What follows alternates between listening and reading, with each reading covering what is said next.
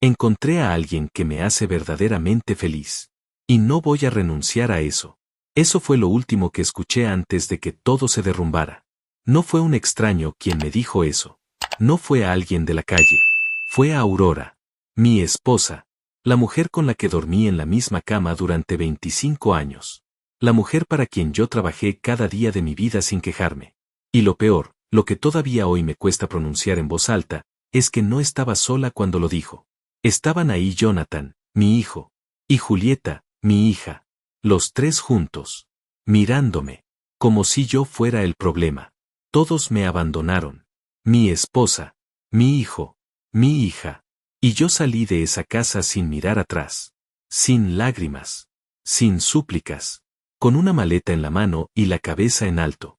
Pero lo que pasó después, lo que vino después de ese momento, eso es lo que necesito contarte.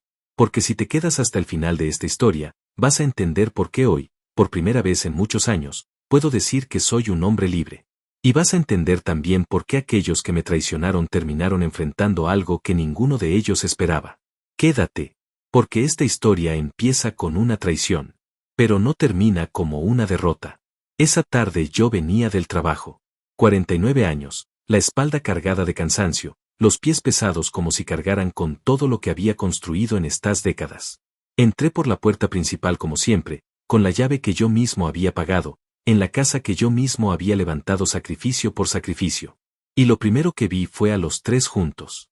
Aurora, Jonathan, Julieta, sentados en la sala, en silencio, mirándome como si yo fuera un extraño que acababa de interrumpir algo importante. No había televisión encendida. No había comida en la cocina. Solo ellos tres, con caras que yo nunca les había visto antes. Caras que ya habían tomado una decisión sin consultarme. Aurora fue la primera en hablar. Y lo hizo con una calma que me heló la sangre. Me dijo que llevaban semanas pensando en esto, que habían llegado a una conclusión. Y entonces lo dijo. Me dijo que ya no quería seguir casada conmigo, que se había enamorado de otra persona, que esa persona era alguien que yo conocía, alguien que había estado en mi casa, alguien que había comido en mi mesa. El piso se movió bajo mis pies. O al menos eso sentí. Una especie de temblor interno que no tiene nombre en ningún idioma, pero que cualquier persona que haya sido traicionada de verdad reconoce de inmediato. No es dolor todavía. Es algo anterior al dolor. Es el momento exacto en que el cerebro recibe la información, pero el corazón todavía se niega a procesarla. Miré a Jonathan, mi hijo, el mismo al que yo había enseñado a montar bicicleta, al que había acompañado a su primer día de escuela, al que había apoyado económicamente incluso cuando las cosas estaban difíciles. Lo miré esperando que me defendiera, que por lo menos mostrara alguna señal de incomodidad. Pero no. Jonathan cruzó los brazos y me dijo, con una frialdad que todavía me cuesta creer, que él pensaba que su madre tenía razón, que yo nunca había estado realmente presente, que siempre había priorizado el trabajo sobre la familia, que si su madre era feliz con otra persona, él la apoyaba. Sentí que el suelo desaparecía completamente. Volteé hacia Julieta, mi hija, la niña que yo había cargado en brazos cuando tenía fiebre, la que había llorado en mi hombro cuando su primer novio la dejó, la que siempre me decía que yo era su ejemplo. Julieta no me miró a los ojos. Miraba el suelo. Y con voz baja, casi en un susurro, dijo que ella también lo sabía desde hacía tiempo. Que había guardado el secreto porque no sabía cómo decírmelo. Que esperaba que yo pudiera entenderlo. Entenderlo. 25 años de matrimonio. 25 años levantándome antes que todos para ir a trabajar. 25 años pagando facturas, arreglando lo que se rompía, sacrificando mis propios sueños para que ellos tuvieran todo lo que necesitaban. Y ahora me pedían que lo entendiera. Como si entender fuera algo que se pudiera pedir así, de frente, en la sala de la casa que yo había construido, rodeado de las tres personas en las que más había confiado en toda mi vida. Hubo un silencio largo, muy largo, y en ese silencio, algo dentro de mí cambió. No explotó, no gritó, no rompió nada. Simplemente, cambió. Como cuando una llave gira en una cerradura y el mecanismo hace clic. Un sonido pequeño, casi imperceptible, pero definitivo. Los miré a los tres, uno por uno. Primero a Aurora, luego a Jonathan, luego a Julieta. Y no dije nada durante lo que parecieron varios minutos. Ellos esperaban una reacción. Esperaban que yo llorara, o que gritara, o que suplicara, o que me derrumbara ahí mismo en el piso de esa sala. Pero no hice nada de eso. Me levanté despacio. Fui a la habitación. Tomé una maleta del armario, la misma maleta que había usado en nuestro viaje de bodas, y comencé a doblar ropa con una calma que ni yo mismo entendía en ese momento. Camisas, pantalones, documentos importantes, las fotos que eran solo mías. Mis cosas. Solo mis cosas. Aurora apareció en la puerta de la habitación y me preguntó qué estaba haciendo. Le dije que me iba. Me dijo que no tenía que irme esa misma noche, que podíamos hablar, que podíamos resolverlo de forma civilizada. Le respondí que ya no había nada que hablar, que todo lo que tenían que decirme ya me lo habían dicho. Y entonces le dije algo que llevaba guardado sin saberlo durante años. Le dije que nunca, en ningún momento de mi vida, había imaginado que las 3 personas a las que más amaba en el mundo serían capaces de sentarse juntas a planear mi destrucción. No lo dije con rabia. Lo dije con una claridad fría que me sorprendió incluso a mí. Cerré la maleta. La tomé con la mano derecha. Caminé por el pasillo. Pasé por la sala donde Jonathan y Julieta seguían sentados sin moverse. No los miré. No dije adiós. Abrí la puerta principal, salí, y la cerré detrás de mí. Sin mirar atrás. Sin lágrimas. Con el corazón roto pero la cabeza en alto. Y parado en esa acera, frente a la casa que había sido mía durante un cuarto de siglo, con una maleta en la mano y el mundo entero desmoronándose a mi alrededor, tomé la decisión más importante de mi vida. No iba a dejar que esto me destruyera. No iba a darles ese gusto. Iba a ser el hombre que reconstruye. Pero antes de contarte lo que vino después, necesito que entiendas quién era yo antes de ese día. Porque nadie traiciona a alguien sin razón. Y la razón que ellos usaron para justificarse, cuando la escuches, vas a entender exactamente por qué lo que les pasó después fue exactamente lo que se merecían. Para entender lo que pasó después, necesitas saber quién era yo antes de esa noche. No el hombre que salió con una maleta. No el hombre que cerró la puerta sin mirar atrás. El hombre que había llegado a ese punto. El hombre que había construido todo desde cero y que, sin saberlo, había estado construyendo también su propia trampa. Yo nací en una familia sin dinero. No digo eso para generar lástima, lo digo porque es importante que lo entiendas. Mi padre trabajaba en construcción y mi madre limpiaba casas ajenas. Desde los 14 años yo ya ayudaba a pagar las cuentas del hogar. No hubo infancia larga. No hubo adolescencia despreocupada. Hubo trabajo, responsabilidad y la convicción de que si yo no me movía, nadie se iba a mover por mí. Esa idea se grabó tan profundo en mí que se convirtió en mi forma de existir. Trabajar. Proveer. Sostener. Eso era lo que yo sabía hacer. Eso era lo que yo creía que significaba amar a alguien. Conocí a Aurora cuando tenía 23 años. Ella tenía 21. Era bonita, alegre, llena de vida. Me miraba como si yo fuera algo especial, y para un hombre que había crecido sintiéndose invisible, esa mirada valía más que cualquier otra cosa en el mundo. Nos casamos 2 años después.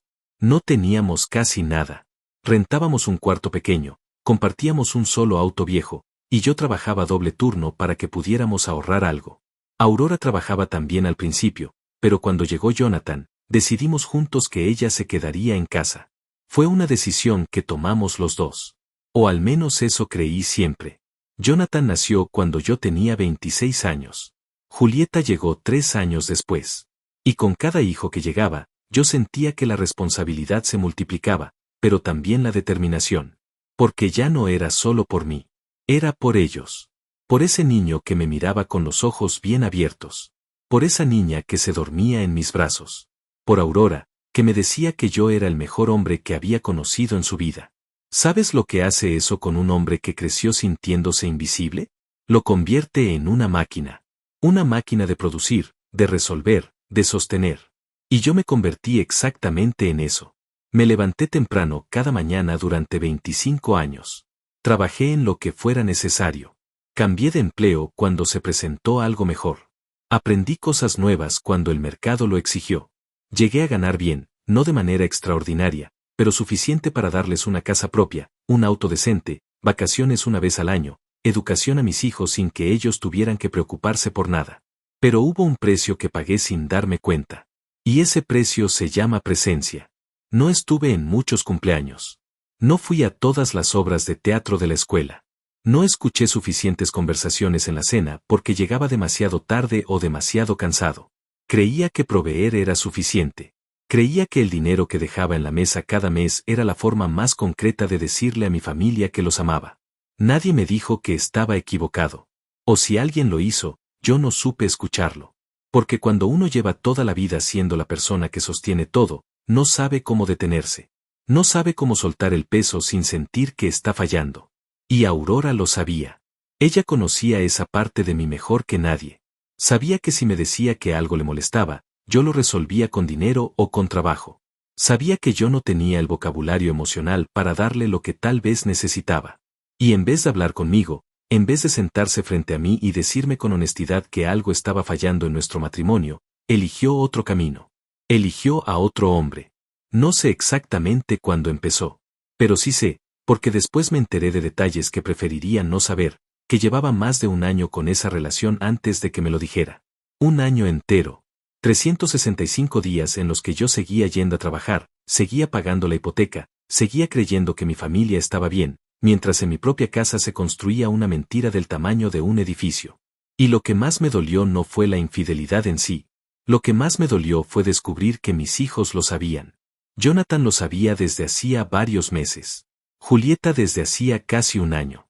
Los dos habían guardado ese secreto. Los dos habían mirado a los ojos cada vez que yo llegaba a casa, cada vez que me sentaba a la mesa con ellos, cada vez que les pregunté cómo estaban, y me habían respondido con normalidad. Como si nada. Como si yo no mereciera la verdad. Como si proteger a su madre fuera más importante que respetar a su padre. Eso es lo que más duele de una traición familiar. No es el golpe inicial. Es la acumulación de mentiras pequeñas que vinieron antes. Es darte cuenta de que mientras tú creías que estabas dentro de algo, ya hacía mucho tiempo que te habían dejado afuera. La noche que salí de la casa con esa maleta, me subí a mi auto y manejé sin rumbo durante casi una hora. No lloraba. No podía. Era como si el cuerpo se hubiera desconectado de las emociones para protegerme del impacto total. Manejé por calles que conocía de memoria, pasé por lugares que Aurora y yo habíamos recorrido juntos, y todo se sentía al mismo tiempo familiar y completamente ajeno. Como si fuera la ciudad de otra persona. Como si mi vida hubiera sido la de otro hombre y yo acabara de despertarme en medio de ella sin saber cómo había llegado hasta ahí. Me detuve en un estacionamiento vacío. Apagué el motor. Y ahí, solo, en la oscuridad de ese auto, fue la primera vez que sentí el peso real de lo que acababa de pasar. No lloré todavía. Pero sentí algo que no sé si tiene nombre. Una especie de vacío enorme, frío, que te ocupa el pecho entero y te hace sentir que respirar requiere un esfuerzo consciente. Que si dejas de pensar en respirar, simplemente dejas de hacerlo. Saqué el teléfono. Miré los contactos. Y me di cuenta de algo que me golpeó casi tan fuerte como la traición misma. No sabía a quién llamar. 25 años construyendo una vida para mi familia y no tenía a nadie a quien llamar en el momento más difícil de mi existencia. Los amigos se habían ido quedando en el camino. Las salidas, los planes, las conversaciones, todo había sido sacrificado en el altar de la responsabilidad familiar. Yo había dado tanto de mí mismo hacia dentro de esa casa que hacia afuera no había quedado casi nada. Casi nada. Pero no nada. Había un nombre en mi teléfono que dudé en marcar. Héctor. Un amigo de la infancia con el que había perdido contacto hace años pero que, de vez en cuando, me mandaba un mensaje para saber cómo estaba. Siempre lo dejé para después. Siempre estaba ocupado. Siempre había algo más urgente. Pero esa noche, en ese estacionamiento oscuro, con una maleta en el asiento de atrás y la vida entera hecha pedazos, marqué su número sin pensar demasiado. Contestó al segundo timbrado. Como si estuviera esperando. Le dije solo 3 palabras, necesito ayuda. Y él me dijo, dime dónde estás. Eso fue todo. Sin preguntas. Sin juicios. Sin el discurso que no necesitaba escuchar en ese momento. Solo esas 5 palabras que, en ese instante, fueron las más importantes que alguien me había dicho en mucho tiempo. Manejé hasta su casa. Eran casi las 11 de la noche. Héctor me abrió la puerta en pijama, me miró la cara, y sin decir nada me hizo pasar, me puso un vaso de agua en la mano y se sentó frente a mí en silencio. Esperando. Sin prisa. Sin el peso de las expectativas. Y ahí, por primera vez desde que había cerrado esa puerta, solté algo. No lloré todavía. Pero hablé. Le conté todo. Cada palabra que Aurora había dicho. Cada segundo del silencio de Jonathan. Cada momento en que Julieta había mirado el suelo. Y Héctor escuchó todo sin interrumpirme una sola vez. Cuando terminé, me dijo algo que nunca voy a olvidar. Me dijo, Ezequiel, el hombre que construyó todo eso desde cero puede construir algo nuevo. Lo que se perdió esta noche no eres tú. Es solo una versión de ti que ya no te sirve. No lo entendí completamente esa noche. Pero lo guardé.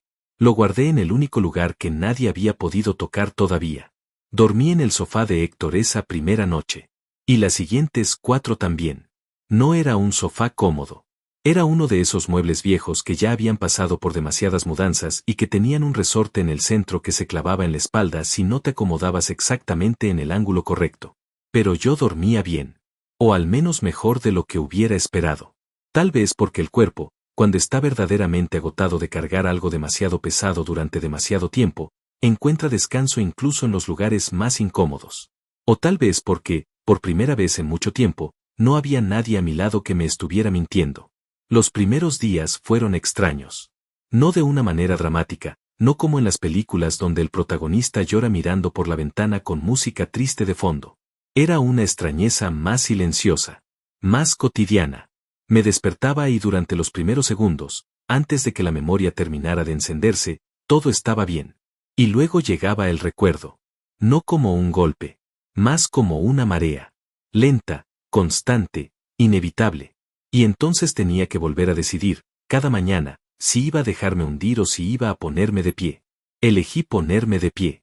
No porque fuera fácil, sino porque la alternativa no era una opción para mí. Héctor vivía solo desde hacía 3 años. Se había divorciado también, aunque en circunstancias muy distintas a las mías, y había aprendido a construirse una vida pequeña pero ordenada. Tenía su rutina, su trabajo, sus espacios. Y sin hacer un drama de ello, me fue integrando en esa rutina con una naturalidad que yo agradecí más de lo que supe expresarle en ese momento. Me dejaba usar la cocina. Me prestó una muda de ropa mientras yo organizaba mis cosas. Me invitó a caminar con él por las mañanas, algo que él hacía todos los días y que yo nunca había hecho en mi vida adulta porque siempre había algo más urgente que atender. Esas caminatas matutinas fueron, sin exagerar, una de las cosas que más me ayudaron en esas primeras semanas. Había algo en el simple acto de caminar sin un destino obligatorio, sin un reloj marcando el tiempo, sin nadie esperando nada de mí, que empezó a aflojar algo que yo tenía muy apretado adentro. Caminábamos en silencio la mayor parte del tiempo. Héctor no era de los que llenan el silencio con palabras innecesarias. Y yo, que toda mi vida había estado rodeado de ruido y obligaciones, descubrí que el silencio no era vacío. Era espacio. Un espacio que yo nunca me había dado el permiso de ocupar. Pero el mundo no se detiene porque tu vida se haya caído a pedazos. Las facturas no esperan.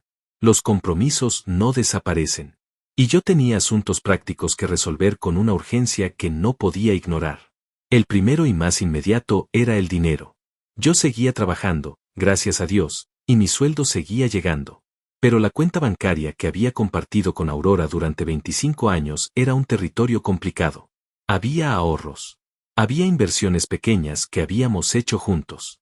Había deudas también, la hipoteca de la casa principalmente, que todavía tenía varios años por delante. Nada de eso iba a resolverse solo, y yo sabía que si no actuaba rápido, podía perder más de lo que ya había perdido. Llamé a un abogado. No tenía uno de confianza, así que Héctor me recomendó a alguien que había llevado su propio divorcio. Un hombre directo, sin rodeos, que me explicó con claridad cuál era mi situación legal y qué opciones tenía.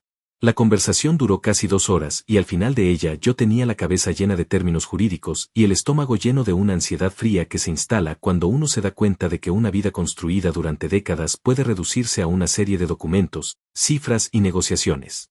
Pero también salí de esa reunión con algo importante: claridad. Sabía qué esperar. Sabía cuáles eran mis derechos.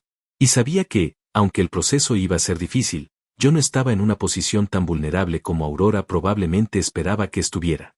Porque sí, lo pienso ahora y lo pensé entonces, Aurora contaba con que yo me derrumbara.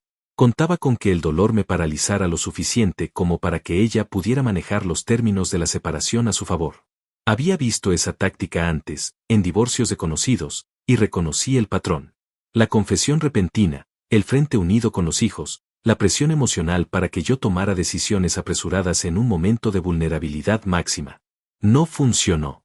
Porque yo no me derrumbé. Me fui. Y esa diferencia lo cambió todo. La segunda semana fuera de casa fue cuando empecé a sentir el golpe real. No el golpe emocional de la traición, sino el golpe físico de la ausencia. Extrañaba cosas estúpidas. El sonido de la cafetera por la mañana. El olor de la casa. La forma en que la luz entraba por la ventana de la habitación a cierta hora de la tarde. Cosas que uno no sabe que ama hasta que ya no las tiene. Y con esas cosas venían también los recuerdos. Buenos recuerdos. Momentos reales de felicidad que habíamos vivido juntos, Aurora y yo, antes de que algo entre nosotros se fuera apagando sin que ninguno de los dos supiera exactamente cuándo había empezado a apagarse. Eso es lo más cruel de una traición larga. No borra los momentos buenos. Los contamina. Los deja ahí, intactos en la memoria, pero con una sombra encima que les cambia el significado. Y uno se queda sin saber qué hacer con ellos. Si guardarlos. Si tirarlos. Si simplemente aprender a mirarlos desde lejos, como reliquias de una versión de la vida que ya no existe. Hubo una noche, la 10ª o la 11ª desde que me fui, en que finalmente lloré. No fue un llanto dramático. Fue silencioso. Estaba sentado en el sofá de Héctor, con el televisor encendido en algún canal que no estaba viendo, y de repente el pecho se apretó de una manera que ya no pude controlar. Lloré por Aurora. Lloré por los años. Lloré por Jonathan y Julieta, no con rabia, sino con una tristeza profunda por la relación que habíamos tenido y que ya nunca iba a volver a ser la misma. Lloré por el hombre que yo había sido, el que había trabajado tanto y descansado tan poco, el que había creído que el amor se demostraba con esfuerzo y no con presencia. Lloré una hora larga. Y cuando terminé, me sentí diferente. No curado. No aliviado del todo. Pero más liviano. Como si hubiera necesitado soltar exactamente eso para poder seguir caminando. Héctor nunca mencionó esa noche. La mañana siguiente salimos a caminar como siempre, tomamos café como siempre, y él siguió siendo el mismo hombre tranquilo que no necesitaba convertir cada momento difícil en una conversación sobre sentimientos. Y yo se lo agradecí en silencio, de la manera en que los hombres a veces agradecen las cosas que más importan, sin palabras, pero con toda la certeza del mundo. Fue durante esa tercera semana cuando Héctor me habló de una oportunidad. Él trabajaba en una empresa mediana de logística y distribución, y sabía que estaban buscando a alguien para un puesto de supervisión en una sucursal que acababan de abrir en otra parte de la ciudad. No era un trabajo glamoroso. No pagaba lo que yo ganaba en ese momento. Pero tenía algo que mi trabajo actual ya no tenía para mí: distancia. Distancia de todo lo que me recordaba a la vida que acababa de perder. Una nueva oficina, nuevas caras, nuevas rutinas. Un lugar donde nadie me mirara con lástima ni con esa incomodidad que tiene la gente cuando no sabe qué decirle a alguien que acaba de separarse. Le dije que lo pensaría. Pero en el fondo ya sabía la respuesta. Porque algo en mí había empezado a entender que reconstruir una vida no significa recuperar lo que se perdió. Significa tener el valor de construir algo completamente diferente. Algo que sea tuyo de verdad. No de la versión de ti que existía para los demás. De la versión que todavía no conoces pero que está ahí, esperando, en el otro lado de todo ese dolor. Todavía no lo veía con claridad. Pero lo sentía. Y a veces, sentirlo es suficiente para dar el siguiente paso. Acepté el trabajo. No fue una decisión fácil, pero fue la decisión correcta. Y a veces la vida te pone enfrente exactamente lo que necesitas en el momento en que menos le esperas, no envuelto en un lazo ni con una explicación clara, sino simplemente ahí, disponible, esperando que tú tengas el valor suficiente para tomarlo. Hablé con Héctor esa misma noche.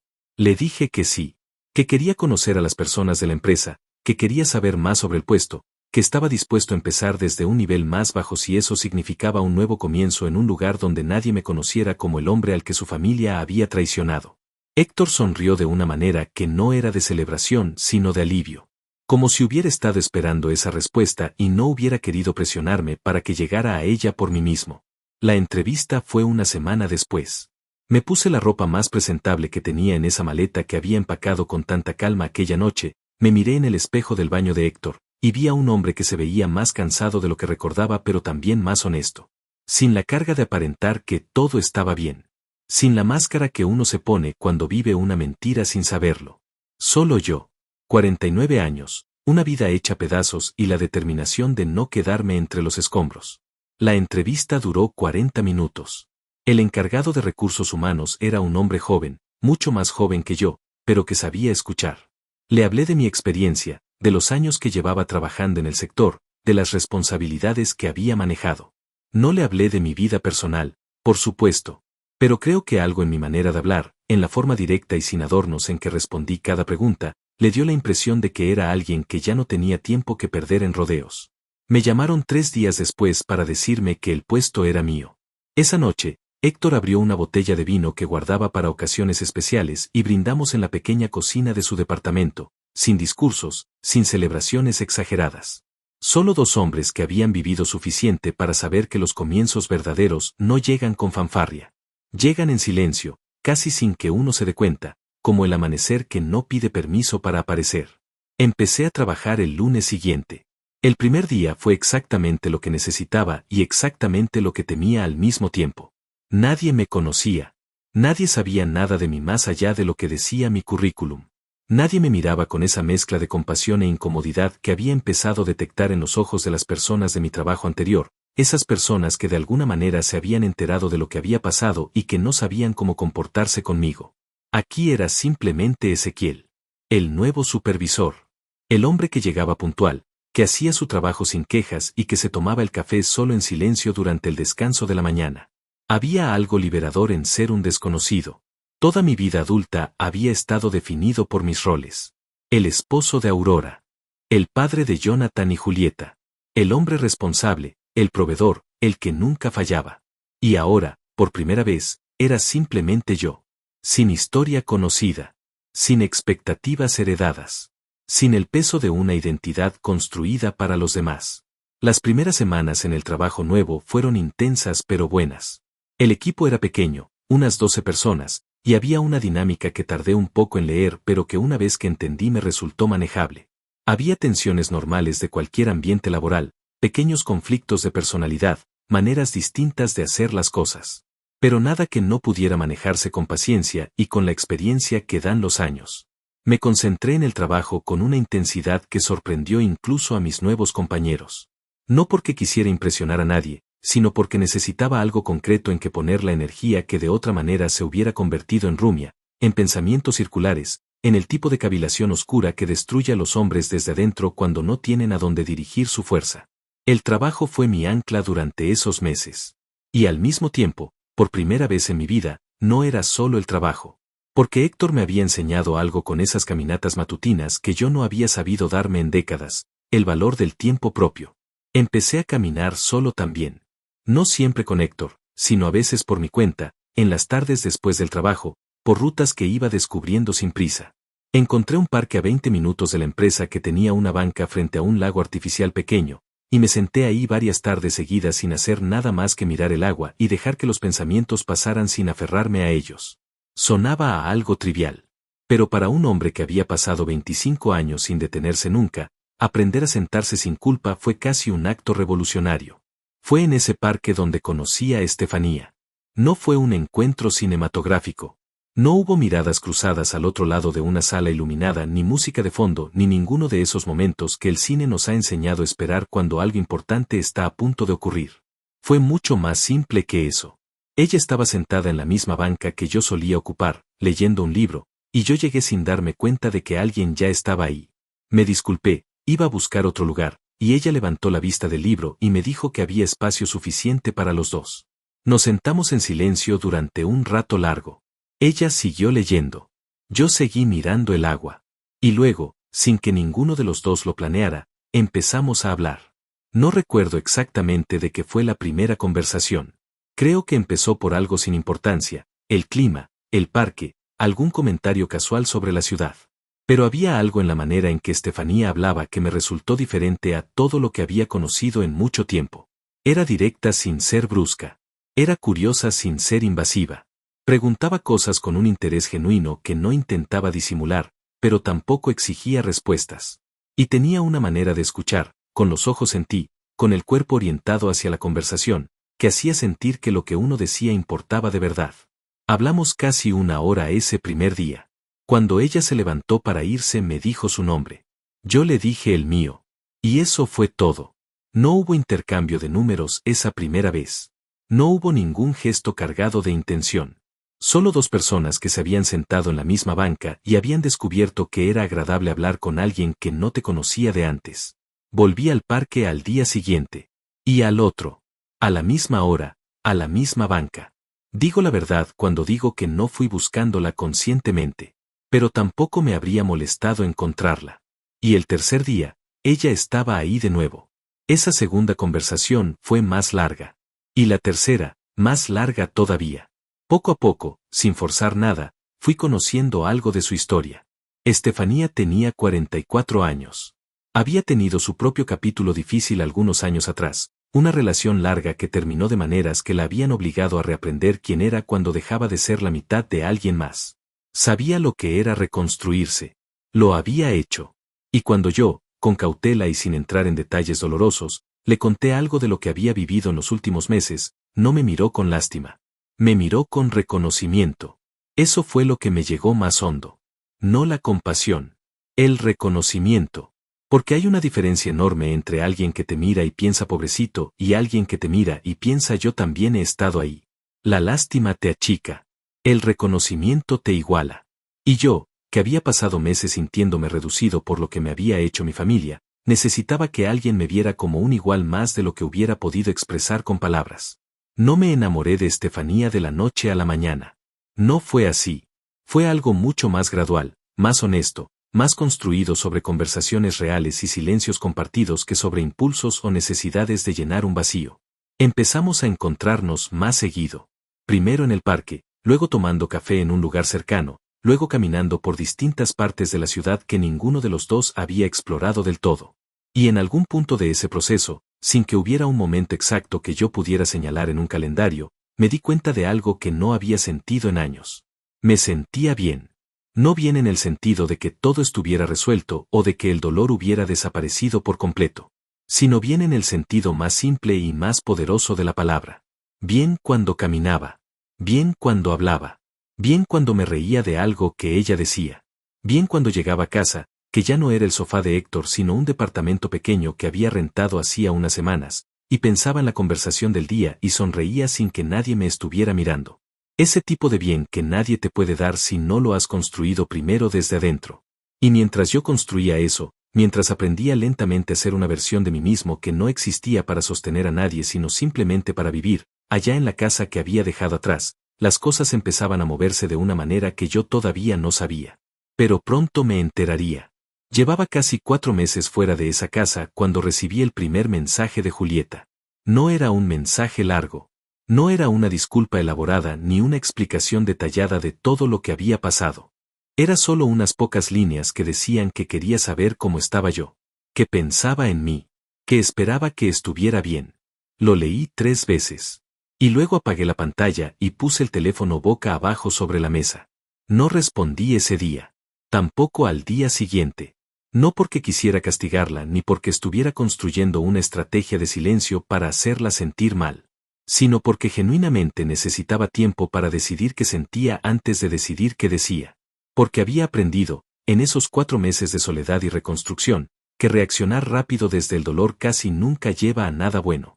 Y que a veces la respuesta más inteligente es simplemente no responder hasta que uno pueda hacerlo desde un lugar que no sea la herida abierta. Respondí 3 días después. Con pocas palabras también. Le dije que estaba bien. Que agradecía que preguntara. Y que cuando ella estuviera lista para tener una conversación real, yo estaría dispuesto a escucharla. Julieta tardó 2 semanas más en volver a escribir. Esa segunda vez sí fue diferente. Me escribió un mensaje largo, de esos que se nota que alguien ha reescrito varias veces antes de enviar porque cada palabra está elegida con cuidado. Me dijo que lo sentía, que sabía que lo que había hecho, guardar ese secreto durante tanto tiempo, había sido una traición tan grande como la de su madre aunque de distinta naturaleza, que no tenía una excusa válida, solo la explicación de que había tenido miedo. Miedo de perder a su madre si hablaba. Miedo de destruir la familia si decía la verdad. Miedo, en el fondo, de enfrentarse a una situación que ningún hijo debería tener que enfrentar. Lo leí despacio, muy despacio, y algo en mí se movió. No se resolvió. No desapareció el dolor. Pero se movió. Porque por debajo de toda la rabia que todavía cargaba hacia ella había algo más antiguo y más profundo, que era el amor de padre. Y ese amor no desaparece porque alguien te falle. Se complica. Se llena de capas. Pero no desaparece. Le respondí con honestidad. Le dije que la quería. Que eso no estaba en discusión. Pero que el daño que me habían hecho, ella incluida, era real y que iba a tomar tiempo procesarlo. Que no podía prometerle que todo volvería a ser como antes porque antes ya había dejado de existir. Pero que si ella quería construir algo diferente, algo más honesto, yo estaba dispuesto a intentarlo poco a poco. Fue la conversación más adulta que habíamos tenido en años. Con Jonathan fue distinto. Completamente distinto. Jonathan no me escribió para disculparse. Jonathan me llamó un martes por la tarde con una energía que reconocí de inmediato porque la había escuchado toda su vida. Era la energía de alguien que quiere algo. No de alguien que viene a dar, sino de alguien que viene a pedir. Y antes de que hubiera dicho más de 3 oraciones, yo ya sabía que esa llamada no era sobre reparar nada entre nosotros. Me contó que Aurora había tomado decisiones con la casa. Que había estado hablando con abogados. Que había cosas en juego que afectaban también a los hijos y que él creía que yo debería saber. Y entre líneas, con esa habilidad que tienen algunas personas para pedir sin decir directamente que están pidiendo, me fue sugiriendo que si yo actuaba de cierta manera en el proceso legal, si cedía en ciertos puntos, si no peleaba demasiado, las cosas podrían resolverse de manera más tranquila para todos. Para todos. Esa frase me la dijo 2 veces. Escuché todo sin interrumpirlo. Y cuando terminó, le hice una sola pregunta. Le pregunté si había llamado para disculparse por lo que me había dicho aquella noche en la sala, o si había llamado porque necesitaba algo de mí en este proceso legal. Hubo un silencio del otro lado que duró suficiente para darme la respuesta sin necesidad de palabras. Luego me dijo que las 2 cosas no eran mutuamente excluyentes. Le dije que tenía razón, que las 2 cosas podían coexistir, pero que yo iba a tratar cada una por separado y en el orden correcto. Primero lo personal, luego lo práctico. Y que si él quería hablar de lo personal, de verdad, sin agenda, yo estaba disponible. Pero que si lo que quería era negociar términos legales usando la relación padre-hijo como moneda de cambio, eso no iba a funcionar. Que para eso tenía un abogado y que los 2 abogados podían hablar entre ellos. Jonathan colgó sin despedirse. No me sorprendió. Y tampoco me dolió tanto como hubiera esperado. Porque había algo que estos meses me habían enseñado con una claridad brutal. Cuando uno deja de necesitar la aprobación de las personas que lo lastimaron, deja también de tenerles miedo. Y sin ese miedo, las conversaciones difíciles se vuelven manejables. No fáciles, pero manejables. Con Aurora no hubo llamadas ni mensajes directos durante esos primeros meses. Todo pasaba a través de los abogados, que es exactamente como debía ser. Pero me llegaban noticias de ella a través de canales indirectos, de conocidos en común, de cosas que Julieta mencionaba sin querer en alguna conversación. Y lo que me llegaba pintaba un cuadro que no me alegraba exactamente, porque yo no soy un hombre que disfruta del sufrimiento ajeno, pero que sí confirmaba algo que yo había empezado a sospechar desde el principio. La relación de Aurora con ese otro hombre no estaba yendo bien. Al parecer, la versión de esa persona que Aurora había conocido durante el romance secreto era bastante diferente a la versión que aparecía cuando la relación se volvió oficial y cotidiana. Eso pasa. Pasa más de lo que la gente admite. Cuando una relación nace en la clandestinidad, en la emoción de lo prohibido, en los encuentros robados y las mentiras sostenidas, tiene una intensidad artificial que no sobrevive al contacto con la realidad. Con las facturas. Con los días ordinarios. Con los desacuerdos pequeños que se acumulan. Con la ausencia de la adrenalina que antes lo hacía todo parecer especial. Pero eso era problema de Aurora. No mío. Mi problema, o mejor dicho mi ocupación, era otra completamente distinta. Porque mientras todo eso ocurría, mientras los abogados intercambiaban documentos y Jonathan procesaba su propio orgullo herido y Julieta intentaba reconstruir algo conmigo desde la honestidad, yo estaba construyendo algo que nunca había tenido en mi vida adulta. Estaba construyendo una vida que era mía. El departamento que había rentado era pequeño. Mucho más pequeño que la casa. Un dormitorio, una sala que también hacía de comedor, una cocina angosta y un baño que tenía la ducha demasiado cerca del lavabo. No era lo que yo había tenido. Pero era mío. Solo mío. Y le fui poniendo cosas con una lentitud deliberada, sin prisa, eligiendo cada objeto no porque completara un espacio sino porque me gustaba. Una cafetera buena, de esas que hacen el café de verdad. Una planta que Estefanía me regaló una tarde diciendo que todo lugar necesita algo vivo. Unos libros que había querido leer durante años y nunca había tenido tiempo. Una lámpara de luz cálida que hacía que las noches se sintieran acogedoras en vez de vacías. Cosas pequeñas, pero completamente mías. Y Estefanía seguía ahí. No de una manera que invadiera ese espacio nuevo que yo estaba construyendo, sino de una manera que lo complementaba. Ella entendía, porque lo había vivido también, que reconstruirse requiere tener un territorio propio. Que el amor que nace después del daño necesita aire, no paredes. Y nos fuimos acercando con esa conciencia compartida, sin prisa, sin la necesidad de definir cada cosa antes de vivirla. Hubo una noche en que salimos a cenar, los dos solos, a un restaurante que ninguno de los dos había ido antes. No era un lugar caro. Era uno de esos sitios pequeños con mesas de madera y luz tenue y un menú que cambia según lo que llegó fresco ese día. Hablamos durante horas. De todo y de nada. De las cosas que habíamos aprendido de nuestras vidas rotas. De lo que queríamos para los años que venían. De los miedos que todavía cargábamos y que ya no pretendíamos no tener. Y en algún momento de esa noche, mientras ella hablaba de algo que ya no recuerdo exactamente, yo me di cuenta de que estaba completamente presente. No pensando en el trabajo. No calculando pendientes. No cargando el peso de ninguna culpa ni de ninguna obligación. Solo ahí, en esa mesa, escuchando a esa mujer que me hacía sentir que existir era algo más que producir y sostener. Eso fue lo que Aurora nunca supo darme. No porque fuera mala persona, sino porque yo tampoco supe pedirlo.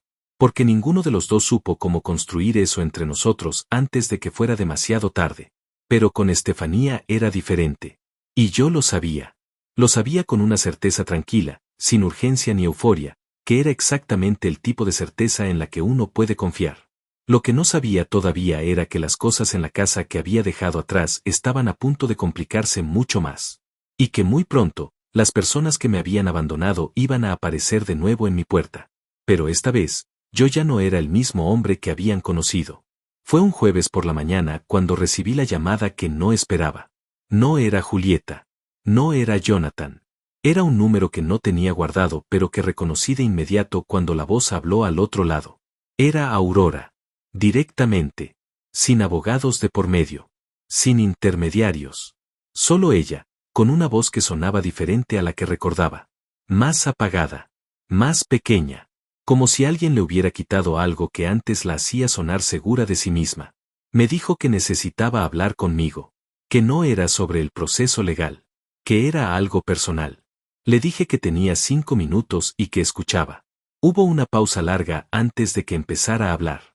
Y cuando habló, lo que me dijo no fue lo que yo hubiera esperado en ningún escenario que hubiera imaginado durante esos meses. Me dijo que se había equivocado. Así, con esas palabras exactas. Que se había equivocado y que lo sabía. Que la relación con ese otro hombre había resultado ser algo completamente diferente a lo que ella había creído que era. Que se había dado cuenta de que había destruido una vida real por algo que resultó ser una ilusión. Y que aunque no esperaba que yo la perdonara ni que las cosas volvieran a ser como antes, necesitaba decírmelo. Escuché todo sin interrumpir. Y cuando terminó, le respondí con la misma calma fría que había aprendido a usar en los momentos que exigían claridad por encima de emoción. Le dije que agradecía que me lo dijera. Que era valiente admitir un error de esa magnitud. Pero que su arrepentimiento, aunque lo recibía con respeto, no cambiaba nada de lo que había pasado ni de las decisiones que yo había tomado desde entonces. Que mi vida había seguido adelante. Que yo había seguido adelante. Y que no había camino de regreso a lo que habíamos sido, no porque yo lo dijera con rabia, sino porque ese camino sencillamente ya no existía. Aurora no dijo nada durante varios segundos. Luego me preguntó si había alguien más en mi vida. No tenía obligación de responderle eso. Legalmente, moralmente, en ningún sentido tenía que darle esa información. Pero le respondí que sí, que había conocido a alguien, que era feliz. Y que esa felicidad no era una respuesta a lo que ella me había hecho, sino el resultado de haber elegido construir algo nuevo en vez de quedarme destruido entre los escombros de lo viejo. Otra pausa larga. Y luego Aurora colgó. No volví a saber de ella directamente por varias semanas después de esa llamada. Pero las noticias seguían llegando por los canales indirectos de siempre. Y lo que llegaba confirmaba que su situación había empeorado de maneras que yo nunca le hubiera deseado conscientemente, pero que tampoco podía fingir que me sorprendían. El hombre por el que Aurora había destruido nuestro matrimonio resultó ser exactamente el tipo de persona que es encantadora cuando no tiene responsabilidades y completamente diferente cuando las tiene. Cuando la novedad del romance secreto desapareció y la relación se convirtió en algo cotidiano, empezaron a aparecer características que el disfraz de amante apasionado había ocultado durante meses. Era irresponsable con el dinero. Era inestable emocionalmente. Tenía una manera de tratar a las personas cuando estaba bajo presión que no tenía nada que ver con el hombre que Aurora había creído conocer. Y Aurora, que había dejado una vida de 25 años de estabilidad económica por esa relación, empezó a enfrentar consecuencias prácticas que golpearon fuerte. La casa seguía en proceso legal y los gastos del día a día recaían sobre ella de maneras que no había anticipado. Porque durante 25 años yo había sido el que sostenía todo, y ella nunca había tenido que preocuparse por los detalles financieros que yo manejaba en silencio. Ahora esos detalles eran su responsabilidad. Y sin la red que yo había representado durante décadas, la realidad se sentía diferente. No lo supe por ella. Lo supe por Julieta, que en una de nuestras conversaciones, sin querer hacer de mensajera pero sin poder evitar la preocupación que sentía por su madre, me contó que las cosas en casa no estaban bien. Que Aurora estaba estresada. Que el ambiente era tenso. Que Julieta misma había pensado en irse a vivir sola porque la situación se había vuelto difícil de sostener. Le dije a Julieta que si necesitaba algo, que si ella personalmente necesitaba apoyo, yo estaba disponible. Pero que los problemas de Aurora eran de Aurora. Que yo no podía ni quería ser la solución a las consecuencias de las decisiones que ella misma había tomado. Julieta lo entendió. Y en ese momento noté algo que me emocionó más de lo que esperaba. Mi hija había madurado. La conversación que estábamos teniendo no era la conversación de una hija que toma partido por su madre y habla con el padre en nombre de ella. Era la conversación de una mujer joven que estaba aprendiendo a separar los vínculos, a querer a las dos personas sin pedirle a ninguna que resolviera los problemas de la otra. Había crecido en esos meses. Y yo, a pesar de todo el dolor, sentí algo parecido al orgullo. Con Jonathan la situación era más complicada. Jonathan había tomado partido de una manera tan definitiva aquella noche en la sala que el camino de vuelta era más largo y más difícil que el de Julieta. No porque yo se lo hiciera más difícil, sino porque él mismo parecía no saber cómo recorrerlo. Cada vez que había algún tipo de contacto, ya fuera por el proceso legal o por algún asunto puntual, Jonathan tenía esa actitud de quien sabe que se equivocó pero que todavía no ha encontrado la manera de decirlo sin que le cueste demasiado al orgullo. Lo conocía bien. Era un rasgo que venía de lejos. Jonathan siempre había tenido dificultad para admitir errores, desde pequeño. No por maldad, sino por una especie de rigidez interna que lo hacía interpretar cualquier reconocimiento de falla como una derrota personal. Yo había contribuido a eso sin saberlo, con mi propio ejemplo de hombre que resuelve todo en silencio y nunca muestra vulnerabilidad. Le había enseñado sin querer que los hombres no se doblan. Y ahora él no sabía cómo doblarse aunque quisiera. No estaba en mi lista de prioridades resolver eso por él. Tenía mis propias cosas en qué pensar. Y en esos días, una de las más importantes era una conversación que había tenido con Estefanía que había cambiado algo en la manera en que yo veía el futuro. Estábamos en el parque, en nuestra banca, una tarde de esas en que el cielo tiene ese color particular de cuando el día todavía no decide si va a terminar en lluvia o en calma. Y Estefanía me preguntó algo que nadie me había preguntado en mucho tiempo. Me preguntó qué quería yo. No qué necesitaba. No qué era responsable hacer. Sino qué quería. Para mí. Para los años que venían. Me quedé en silencio un momento largo. Y me di cuenta de que no tenía la respuesta lista. Que durante 25 años había respondido esa pregunta siempre en función de otros. Quería que mis hijos tuvieran educación. Quería que Aurora estuviera cómoda. Quería que la casa estuviera pagada, que las deudas estuvieran al día, que la familia tuviera estabilidad. Todo lo que había querido había sido en relación a algo o a alguien externo a mí. ¿Qué quería yo para mí mismo? No lo sabía. Estefanía no me presionó. Solo se quedó ahí, en silencio, con esa manera suya de dar espacio sin abandonar. Y yo estuve varios minutos sin decir nada, mirando el agua quieta del lago artificial, dejando que la pregunta hiciera su trabajo adentro mío. Cuando finalmente hablé, lo que salió no fue una lista ordenada de objetivos. Fue algo más simple y más honesto que eso. Le dije que quería despertar cada mañana sin sentir que el día era una carga. que quería trabajar en algo que me importara sin que el trabajo me consumiera entero, que quería tener personas cerca que estuvieran porque querían estar, no porque necesitaran algo de mí, que quería reírme más, que quería seguir caminando por lugares que no conocía, que quería, en algún punto, sentir que vivía mi vida en vez de simplemente administrarla. Estefanía me escuchó. Y luego dijo algo que me quedó grabado con una precisión que todavía hoy me sorprende. Me dijo que todo lo que acababa de describir era completamente posible, que no era un sueño imposible ni una fantasía de alguien que se niega a ver la realidad.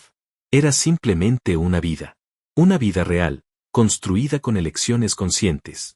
Y que la única diferencia entre la persona que lo sueña y la persona que lo vive es que la segunda decide empezar antes de sentirse lista.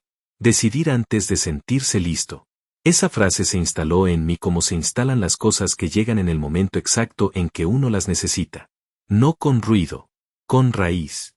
Y empecé a entender que lo que había perdido aquella noche cuando salí con una maleta no había sido mi vida. Había sido una versión de mi vida que ya no me correspondía. Una versión construida sobre sacrificios no reconocidos, sobre amor no correspondido de la manera que yo necesitaba, sobre una identidad que existía para los demás y no para mí. Lo que tenía ahora, aunque era más pequeño en tamaño, era incomparablemente más mío. Y eso, descubrí, valía más que cualquier casa, que cualquier estabilidad aparente, que cualquier versión de la vida que se sostiene solo porque nadie ha tenido el valor de decir la verdad. Yo había tenido ese valor. Aunque no lo había elegido. Aunque me lo habían forzado.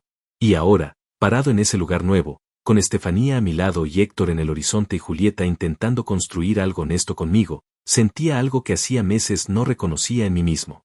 Sentía que el futuro existía. Pero lo que estaba a punto de pasar iba a poner a prueba todo lo que había construido.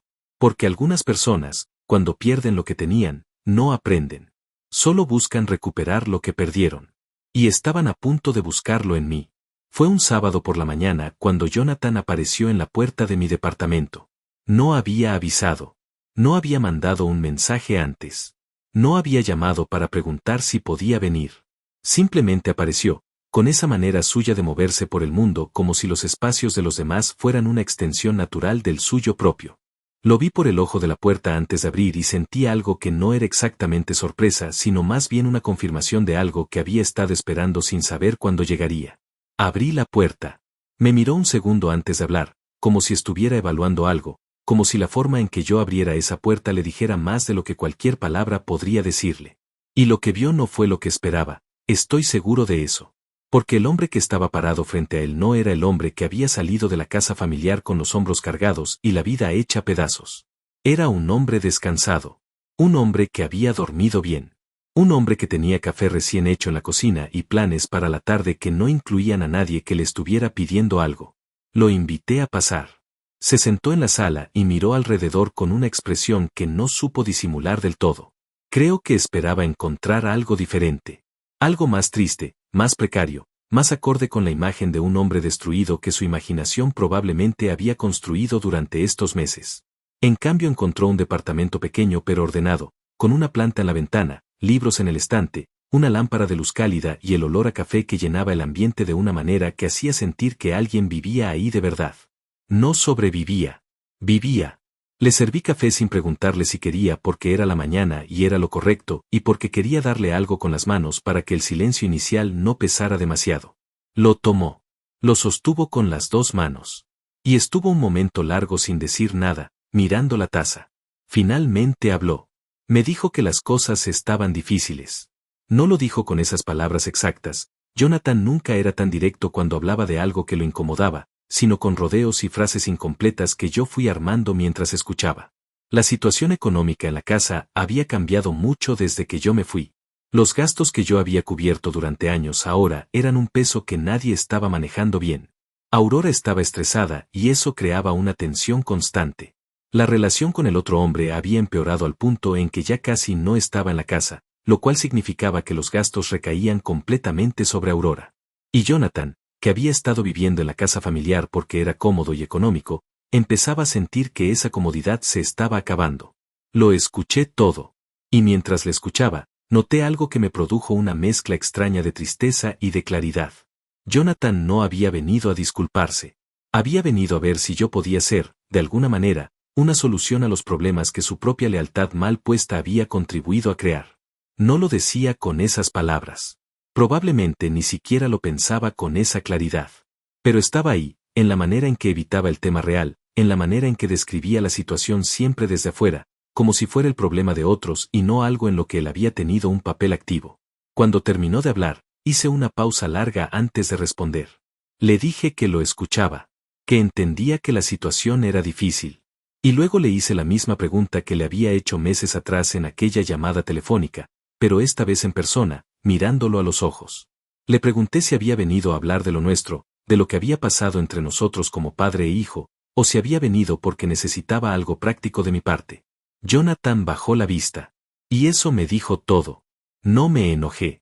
En serio, no me enojé. Porque había llegado a un punto en estos meses en que la rabia hacia las personas que me habían fallado había ido transformándose en algo diferente. No en indiferencia exactamente, porque la indiferencia total hacia tus hijos no es algo que uno pueda ni deba alcanzar, sino en una especie de lucidez compasiva. Podía verlos con claridad, ver sus limitaciones, ver los mecanismos que usaban para no tener que enfrentarse a sí mismos, y al mismo tiempo seguir queriéndolos sin dejar que ese querer me convirtiera en su red de seguridad cada vez que sus propias decisiones los llevaban a un lugar incómodo. Le dije a Jonathan algo que había estado pensando desde hacía tiempo y que en ese momento sentí que era el momento correcto para decir. Le dije que lo quería, que era mi hijo y que eso no cambiaba, pero que el tipo de relación que habíamos tenido antes, donde yo era el que sostenía todo y él era el que recibía sin cuestionarse demasiado, esa relación había terminado. No por castigo, sino porque ya no era posible ni saludable para ninguno de los dos. Que si quería construir algo nuevo conmigo, algo real y honesto, yo estaba dispuesto. Pero que tendría que empezar por decirme la verdad. No sobre la situación económica, sino sobre lo que había pasado aquella noche en la sala y sobre cómo se sentía él con eso. Jonathan apretó la taza de café. Hubo un silencio que duró casi un minuto completo. Un silencio denso, lleno de cosas no dichas, de orgullo batallando con algo más profundo que el orgullo. Y luego, con una voz que sonó diferente a todas las voces que le había escuchado en esa visita, más baja, más real, me dijo que sabía que se había equivocado. Que aquella noche había tomado partido sin pensar en lo que eso significaba realmente. Que había creído que apoyar a su madre era lo correcto y que solo después, con el tiempo y la distancia, había empezado a ver el cuadro completo. Que le costaba admitirlo porque admitirlo significaba aceptar que había lastimado a su padre, y eso era algo con lo que no sabía bien cómo vivir. No fue una disculpa perfecta. No tenía todos los elementos que uno esperaría en una disculpa completa. Pero era real. Y la realidad, aunque incompleta, vale más que la perfección fabricada. Le dije que lo escuchaba, que lo recibía, y que eso era un comienzo. No le ofrecí soluciones económicas. No le dije que todo estaba bien ni que podía contar conmigo para resolver los problemas de la casa. Porque eso hubiera sido volver al patrón de siempre. El patrón en el que yo resuelvo y los demás reciben sin consecuencias. Ese patrón había terminado aquella noche cuando cerré la puerta y no miré atrás. Jonathan se fue una hora después. Sin las respuestas prácticas que probablemente había esperado encontrar. Pero con algo que tal vez valía más, aunque en ese momento no lo supiera ver así. Con la verdad de su padre. Con límites claros que venían del amor y no del rencor. Con la certeza de que yo seguía ahí, pero diferente.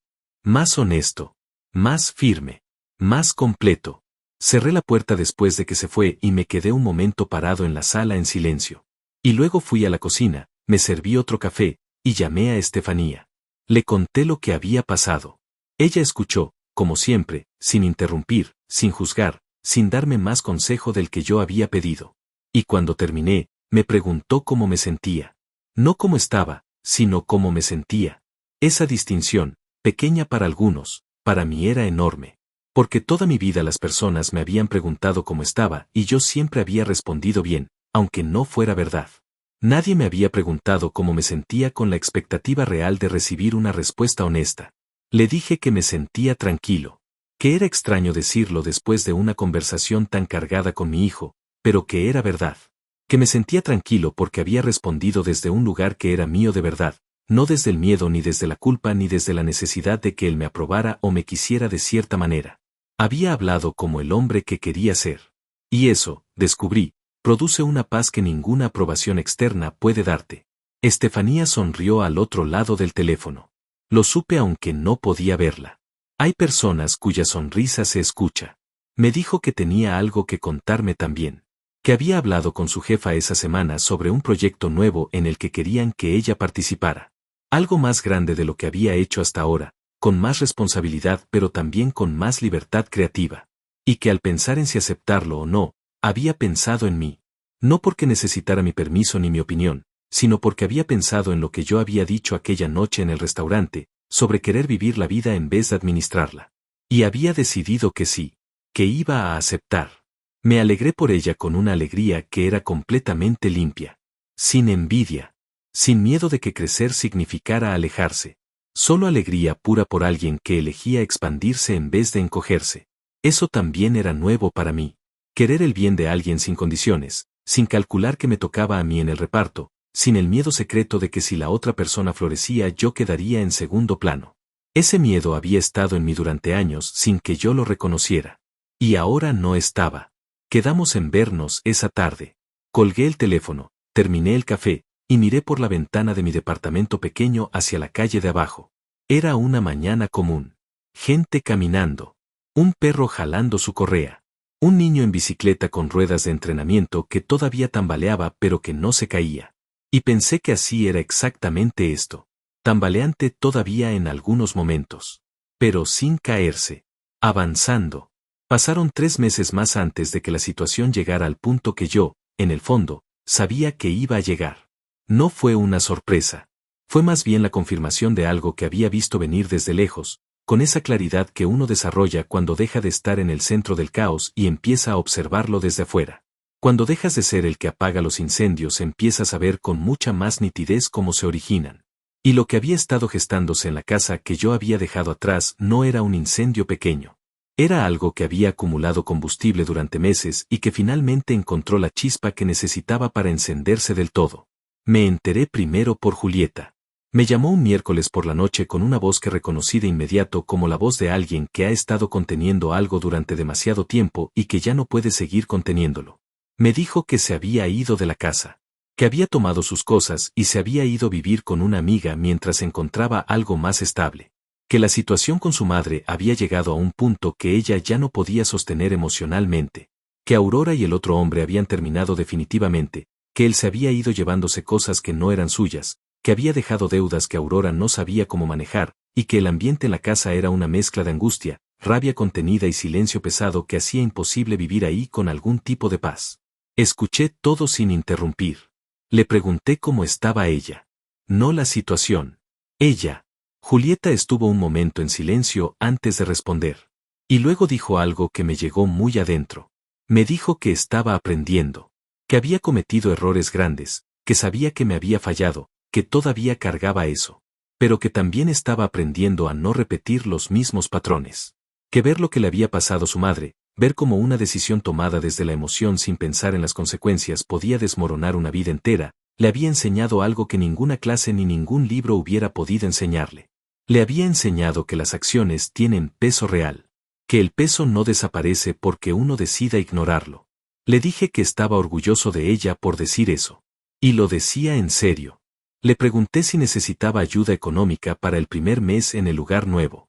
No porque fuera mi obligación ni porque quisiera comprar su cariño, sino porque era mi hija y estaba empezando algo difícil y yo tenía la capacidad de ayudar sin que eso me costara más de lo que podía dar. Ella dudó antes de aceptar. Esa duda me dijo más sobre su crecimiento que cualquier palabra. La Julieta de antes no hubiera dudado. Hubiera aceptado con naturalidad, como si fuera lo esperado. Esta Julieta dudó porque entendía que recibir tiene un peso también. Aceptó. Le transferí $700 esa misma noche. No con condiciones. No con discurso. Solo el dinero y un mensaje corto que decía que era un comienzo y que podía contar conmigo para lo que necesitara dentro de lo razonable. Con Jonathan la situación se desenvolvió de manera diferente. A diferencia de Julieta, Jonathan no se fue de la casa de inmediato. Se quedó más tiempo, creo que porque en el fondo esperaba que algo cambiara, que la situación se estabilizara sola, que alguien apareciera para resolver lo que nadie quería resolver. Pero cuando quedó claro que eso no iba a pasar, que Aurora estaba desbordada y que la casa que yo había pagado durante 25 años ahora era un territorio de tensión constante, Jonathan también empezó a buscar salidas. La diferencia es que Jonathan buscó su salida a través de mí. Me llamó una tarde y esta vez fue diferente a la visita del sábado meses atrás. Esta vez no hubo rodeos largos ni frases incompletas. Me preguntó directamente si podía quedarse en mi departamento mientras encontraba un lugar propio. Me dijo que sería temporal. Que ya tenía algunas opciones que estaba explorando, pero que necesitaba unas semanas para organizarse. Respiré hondo antes de responder. Y le dije que no. No con crueldad. No con un portazo emocional. Sino con la misma claridad tranquila que había ido desarrollando en estos meses como si fuera un músculo que se fortalece con el uso. Le dije que lo quería y que eso no cambiaba. Pero que mi departamento era mi espacio. El único espacio completamente mío que había tenido en décadas. Y que no estaba dispuesto a cederlo, ni parcialmente, ni temporalmente, porque las cosas temporales con frecuencia se vuelven permanentes cuando nadie pone un límite claro desde el principio. Le dije que lo podía ayudar de otras maneras. Que podía orientarlo en la búsqueda de un lugar para rentar. Que podía ayudarlo a revisar contratos si necesitaba una segunda opinión. Que si había una emergencia real y puntual, podía considerar un apoyo económico pequeño para el depósito inicial. Pero que vivir juntos no era una opción. Jonathan se quedó en silencio un momento. Y luego me preguntó por qué. Con una voz que tenía algo de genuina incomprensión, como si no pudiera entender completamente que su padre le dijera que no. Le expliqué. Le dije que durante 25 años yo había organizado toda mi vida alrededor de las necesidades de otros. Que eso no había sido forzado, que yo lo había elegido porque creía que era lo correcto y porque nadie me había enseñado otra manera de demostrar amor. Pero que el resultado de esa manera de vivir había sido que yo me había perdido a mí mismo en el proceso. Que había llegado a los 49 años sin saber qué quería para mí mismo. Sin un espacio propio. Sin una identidad que existiera independientemente de lo que yo producía y sostenía para los demás. Y que ahora que tenía ese espacio, ese departamento pequeño con su planta y sus libros y su lámpara de luz cálida, no iba a renunciarlo. No por nadie. Fue la conversación más honesta que habíamos tenido Jonathan y yo en toda su vida adulta. Cuando colgué, me quedé sentado en el sofá un rato largo, procesando todo. Y me di cuenta de que decir que no, decirlo con claridad y sin culpa, era una habilidad que yo había tardado casi 50 años en desarrollar. Y que ahora que la tenía no la iba a soltar. Esa misma semana tuve otra conversación importante. Esta vez con Héctor. Nos encontramos a cenar, algo que habíamos empezado a hacer cada 2 semanas como una rutina que ninguno de los dos había planificado conscientemente pero que se había instalado sola. Héctor era así. Las cosas buenas con Héctor siempre se instalaban solas, sin drama, sin necesidad de ser nombradas para existir. Le conté todo lo que había pasado con Jonathan y con Julieta. Escuchó con esa atención suya que no se distrae y no interrumpe. Y cuando terminé, me dijo algo que me hizo reír de una manera que hacía tiempo no reía, de esas risas que vienen de reconocer una verdad incómoda que uno ya sabía pero que necesitaba escuchar dicha por otro. Me dijo que yo había pasado de ser el árbol que todos usaban para hacer sombra a ser un árbol que por fin había aprendido a crecer para arriba en vez de solo extenderse para afuera. Y que los que antes se sentaban bajo mi sombra ahora tenían que aprender a buscar su propio sol. No sé si era una metáfora perfecta, pero era verdadera. Esa noche, de regreso al departamento, encontré un mensaje de Estefanía que me preguntaba si al día siguiente quería acompañarla a ver un mercado de antigüedades que habían instalado en un parque del otro lado de la ciudad. No era un plan extraordinario. Era un sábado por la mañana entre puestos de cosas viejas y café en vaso de cartón y conversaciones sin destino fijo. Le respondí que sí de inmediato. Y mientras me preparaba para dormir, mientras apagaba la lámpara de luz cálida y escuchaba el silencio tranquilo de mi departamento, pensé en todo lo que había cambiado en menos de un año. Había salido de una casa con una maleta y el corazón roto. Había dormido en el sofá de un amigo. Había llorado solo en la oscuridad. Había aprendido a caminar sin rumbo y a sentarme sin culpa y a decir no sin disculparme por ello. Había conocido a una mujer que me preguntaba cómo me sentía y esperaba la respuesta de verdad. Había recuperado a mi hija, no a la versión idealizada que el dolor había guardado en la memoria, sino a la versión real, imperfecta y en crecimiento, que era mucho más valiosa que cualquier idealización. Había empezado a reconstruir algo con mi hijo, lento, sin garantías, pero desde un lugar honesto. Y había aprendido, tal vez lo más difícil de todo, que el amor propio no es egoísmo, que cuidarse a uno mismo no es abandonar a los demás, que poner límites no es frialdad. Es la única manera de seguir siendo alguien capaz de dar sin vaciarse. Lo que no sabía todavía era que faltaba un capítulo más. Uno que no había anticipado. Uno que llegaría de la dirección menos esperada y que pondría todo lo que había construido frente a la prueba más difícil que había enfrentado desde aquella tarde en que abrí la puerta de mi casa y encontré a los tres sentados en silencio esperándome. Pero esta vez, yo estaba listo. Aurora me llamó un domingo por la mañana. No era la primera vez que lo hacía desde aquella llamada meses atrás en que me había dicho que se había equivocado. Pero había algo diferente en el tono de esta vez. Algo que no era la voz apagada y pequeña de aquella primera llamada ni la voz tensa y calculada que yo había conocido durante 25 años. Era una voz que sonaba, por primera vez en mucho tiempo, completamente despojada de toda estrategia. Como alguien que ha agotado todas las máscaras y que llama desde un lugar donde ya no le queda energía para seguir pretendiendo. Me dijo que necesitaba verme. Le pregunté para qué. Me dijo que había cosas que necesitaba decirme en persona. Que no era sobre el proceso legal, que eso ya estaba casi resuelto entre los abogados. Que era algo personal. Que me lo debía. Que se lo debía a ella misma también.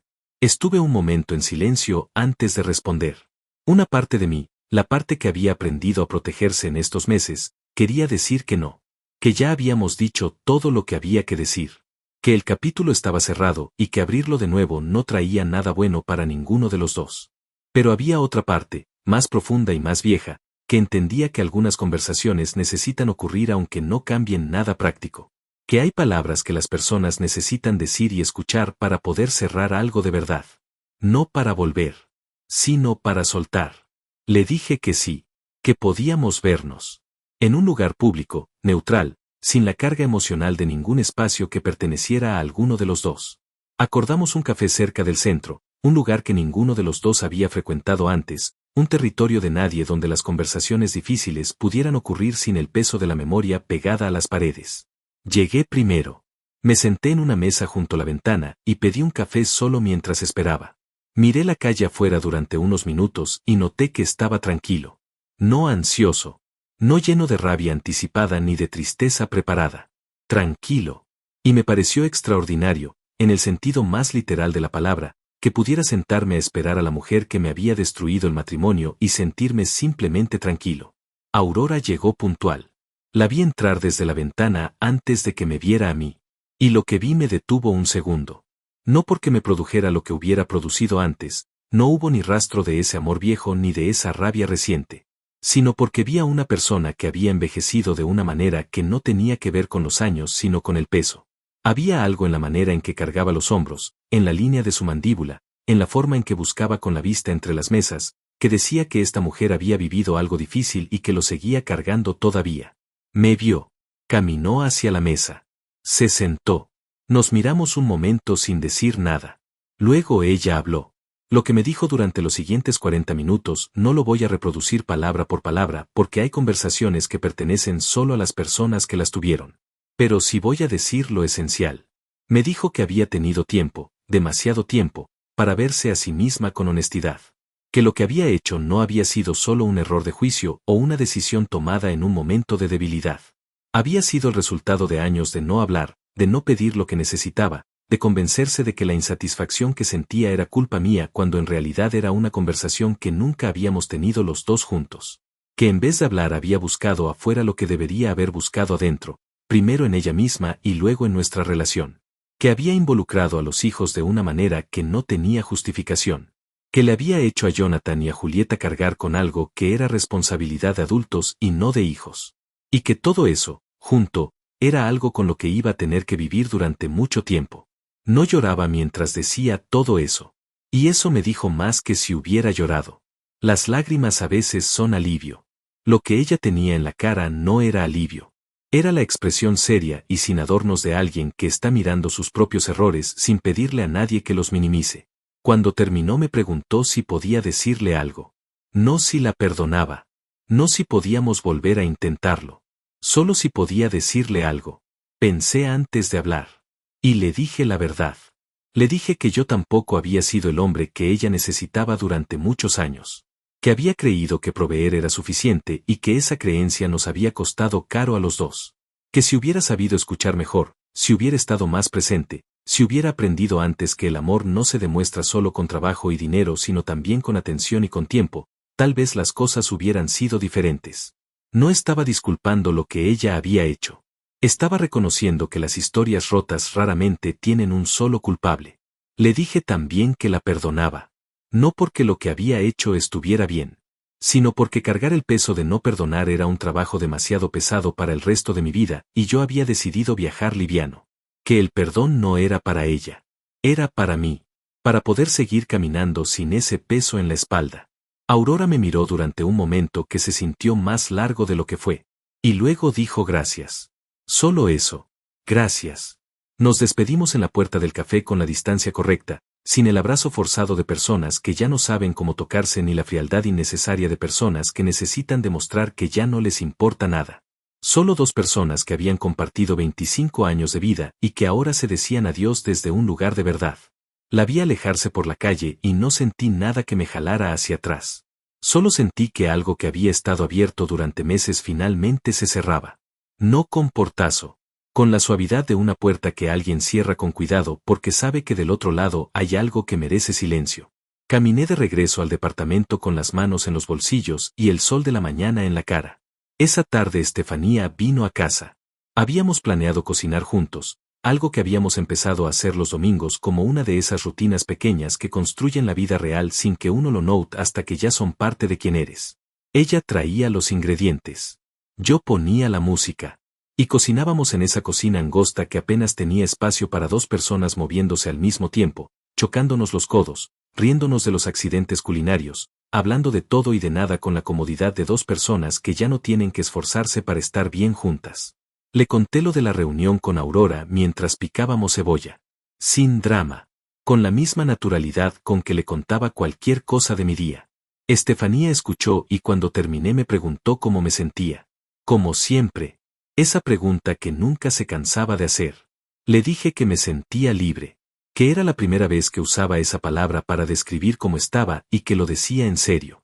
Libre no en el sentido de que no hubiera responsabilidades ni vínculos, sino libre en el sentido de que cada cosa en mi vida estaba ahí porque yo la había elegido. El trabajo, el departamento, la planta en la ventana, los libros en el estante, Héctor, Julieta. La relación que estaba reconstruyendo lentamente con Jonathan. Y ella. Todo elegido. Nada soportado. Estefanía dejó el cuchillo sobre la tabla de picar, me miró, y me dijo algo que no esperaba escuchar en ese momento pero que cayó exactamente donde tenía que caer. Me dijo que hacía meses, la primera vez que nos habíamos visto en el parque, ella había notado algo en mí que le había resultado diferente a la mayoría de los hombres que había conocido después de su propia historia difícil. No era que yo fuera perfecto ni que no tuviera heridas visibles. Era que a pesar de las heridas yo no estaba cerrado. Que había algo en la manera en que me sentaba en esa banca y miraba el agua que decía que era una persona que todavía estaba dispuesta a estar en el mundo. Y que eso, en alguien que había pasado por lo que yo había pasado, era algo que no se encontraba todos los días. No supe qué responder por un momento. Luego le dije que ella me había enseñado algo que yo no sabía que me faltaba aprender. Que se podía estar bien sin necesitar que todo estuviera resuelto. Que la felicidad no era el estado que llegaba cuando todos los problemas desaparecían. Era la decisión de estar presente mientras los problemas seguían existiendo y la vida seguía moviéndose. Terminamos de cocinar. Pusimos la mesa. Abrimos una botella de vino sencillo. Y nos sentamos a comer en esa cocina pequeña con la música de fondo y la luz de la tarde entrando por la ventana como si el mundo afuera fuera exactamente tan tranquilo como se sentía adentro. Pensé en el hombre que había entrado por aquella puerta casi un año atrás y había encontrado a su familia sentada en silencio esperándolo con una decisión ya tomada. Pensé en la maleta que había empacado con una calma que ni yo entendía. Pensé en el estacionamiento oscuro, en el sofá de Héctor, en las caminatas matutinas, en las noches en que el pecho se apretaba sin aviso. Pensé en la banca del parque y en una mujer que había levantado la vista de su libro y había dicho que había espacio suficiente para los dos. Y pensé que a veces la vida necesita romperse completamente para revelar lo que siempre debió haber sido. No había ganado nada quitándoselo a nadie. No me había vengado. No había esperado que otros cayeran para sentirme bien. Simplemente había elegido seguir. Elegido construir. Elegido estar presente en mi propia vida por primera vez en décadas. Eso era todo. Y era suficiente. Más que suficiente. Levanté la copa y brindé en silencio, sin que Estefanía lo notara, sin discurso ni ceremonia. Solo yo, y el vino, y la vida que había elegido vivir. Por el hombre que salió de esa casa sin mirar atrás. Por el hombre que aprendió que soltar no es perder. Por el hombre que descubrió, casi a los 50 años, que todavía estaba a tiempo de ser feliz de verdad.